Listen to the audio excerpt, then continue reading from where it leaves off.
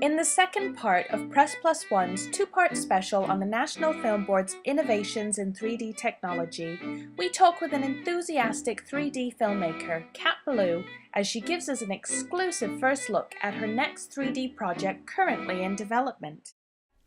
Hi, I'm Kat Baulu, and I'm a producer at the National Film Board of Canada. I've worked on a number of films since I've been here. I've worked on RIP, a Remix Manifesto, which is a feature-length documentary about copyright and music and downloading. And I've worked on Little Cocknoaga, To Brooklyn and Back. This is a film about the Mohawk community in New York City. I'm just crazy about 3D. It's my favorite technology. One of the things that's so fun at the Film Board is that we have the chance to experiment with new techniques. And so something that's quite special to the Film Board is that we're doing mixtures of live action 3D, CG, and auteur animation. And that's really spectacular. I'm so excited about that. The first 3D film that I made was actually for the Vancouver Olympics. And this film was a short drama directed by Tracy Deer. And it was really an exciting chance to do 3D because we did it in a way that surprised people. First of all, we filmed outdoors, no lights. We filmed with two little side-by-side SI2K cameras. And we were basically trying this kind of verite style model to see if we were able to do 3D in a kind of like a more low-tech way, even though it's very high-tech, technology. And the story was these kids that were fighting over territory in a sandbox. So it was really an exciting story to tell in 3D because we were really playing with the space between the characters and also the perception between the space with the audience. Some of the things that I'm really excited about for 3D are the subtle uses of texture.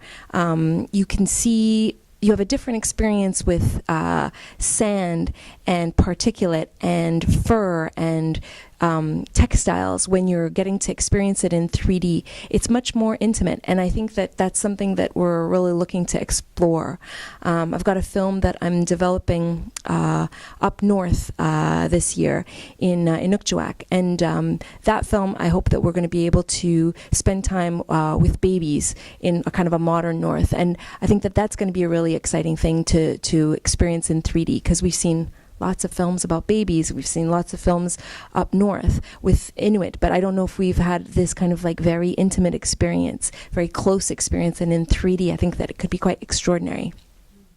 I think everybody is dabbling with this technology. There's a few things that make it quite spectacular and prohibitive, right? Because you've got two cameras and then you've got lots of people running this gear. So the thing is that depending on the kind of approach that you're doing, it can get pretty expensive pretty fast. I don't think that the tools are just yet in the hands of independent filmmakers, but they will soon be. And so for the moment, I think a lot of the work that we're doing at the Film Board is in a way paving the way and showing a little bit what can be done and what can be done outside of the mainstream. I'm really excited when I go and see mainstream 3D films. Resident Evil is a spectacular 3D film. I was really impressed with the work that they did in that film. But at the same time, the applications that we're doing at the Film Board are around things like auteur animation and point of view documentary. There are many less players in that realm out in the world. So in that aspect, I think perhaps the Film Board will make its mark. One of the things that really excites me about the advent of 3D in our film industry is that there are these whole new roles that we're waiting to fill. For example, the role of the stereographer, the person who's actually working very closely with the director of photography and the director to get the 3D either as subtle or as exaggerated as we really need it. That role is super important, and we have very few qualified stereographers to work with. I mean, I think that there's a handful in the world, so I'm really looking forward to the days when there'll be so many different stereographers that'll bring their own skills and talents the same way that we have so many different choices between directors and directors of photography. That's a real skill set that I think is going to develop over time and is going to make a place for some really talented people in our industry. And by the same token, really talented data wranglers. You know, you've got this incredible, these incredible images shot on two cameras, and you're managing the synchronicity between the two. It's a real skill set to get a handle on all of that and to manage it.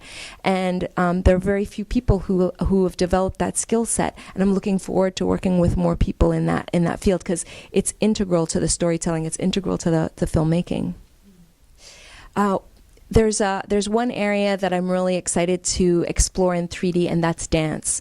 I think that we're so used to seeing dance as an event performed to us, usually in a kind of a black box, very often in a very low lit space. And one of the things about dance on film is that, for me personally, it's always a recording of a particular dance. I never feel that it kind of goes to this big cinematic epic kind of value, not the way that I experience it as a member of the audience when I see it in a theater setting. And one of the things that 3D does with dance is it really brings you so much engagement with the dancers. And one of the projects I'm working on right now is exploring that. And we're also bringing in some exciting ideas through animation. So I like this idea that we can explore dance in new ways with new technologies. I think 3D is perfect for it. Here is our exclusive first look at the 3D film about dance Kat Baulu is currently working on at the NFB. It is hard to imagine right now just how cool this film will be with a green screen and some dancers. But check out the film when it's released, and I'll bet this will be quite the visceral experience.